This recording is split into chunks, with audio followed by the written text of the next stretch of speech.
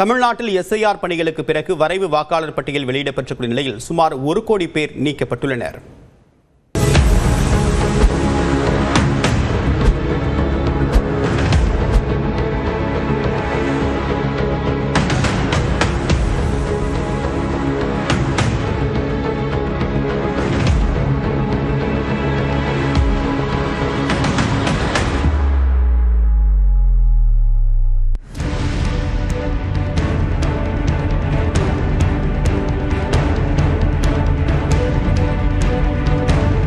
தமிழ்நாட்டில் சட்டப்பேரவை தேர்தல் நெருங்கும் சூழலில் எஸ்ஐஆர் எனப்படும் வாக்காளர் பட்டியல் சிறப்பு தீவிர திருத்தத்தை இந்திய தேர்தல் ஆணையம் மேற்கொண்டுள்ளது. அதன்படி நவம்பர் 6ஆம் தேதி தொடங்கி கடந்த 14ஆம் தேதி வரை வாக்காளர்களிடம் எஸ்ஐஆர் கணக்கீட்டு படிவங்களை வழங்கி அவற்றை பூர்த்தி செய்து பெறும் பணிகள் விறுவிறுப்பாக நடைபெற்றன.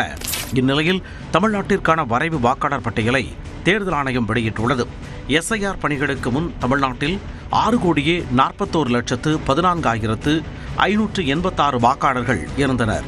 இதில் எஸ்ஐஆர் மூலம் 97,37,831 பெயர்கள் நீக்கப்பட்டு சுமார் 5,43,000 வாக்காளர்கள் வரைவு வாக்காளர் பட்டியலில் இடம்பெற்றுள்ளனர்.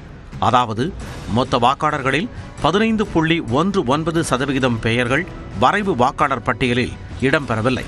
இதில் முகவரியில் இல்லாதவர்கள் சுமார் 66,44,000 பேரும், இறந்தவர்கள் 26,32,200 பேரும், இரட்டை பதிவுகள் கொண்ட 3,98,000 பேரும் நீக்கப்பட்டுள்ளனர். அதிகபட்சமாக சென்னையில் சுமார் 14,25,000 பேர்கள் நீக்கப்பட்டுள்ளனர். வரைவு வாக்காளர் பட்டியலின்படி தமிழ்நாட்டில் பெண் வாக்காளர்களே அதிகம் என்கிறார் தமிழ்நாடு தேர்தல் அதிகாரி அர்ச்சனா பட்நாயக். பெண் வாக்காளர்கள் 2,77,06,332, ஆண் வாக்காளர்கள் 2,66,63,233, third gender 7,191. விதிகளுக்கு புறம்பாக ஒரு பெயர் கூட நீக்கப்படவில்லை எனவும் அர்ச்சனா பட்நாயக் விளக்கம் அளித்தார். Not one name can be dropped without following the due procedure. Right? ERO has to follow due procedure and not one name can be just arbitrarily dropped. I hope I have made myself clear. வரைவு வாக்காளர் பட்டியல் குறித்து ஆட்சேபனைகள் தெரிவிக்கவும், புதிய வாக்காளர்கள் சேர்ப்பு திருத்தம் உள்ளிட்டவற்றுக்காக சிறப்பு முகாம்களுக்கு ஏற்பாடு செய்திருப்பதாகவும் தேர்தல் அதிகாரி அர்ச்சனா பட்நாயக் கூறினார்.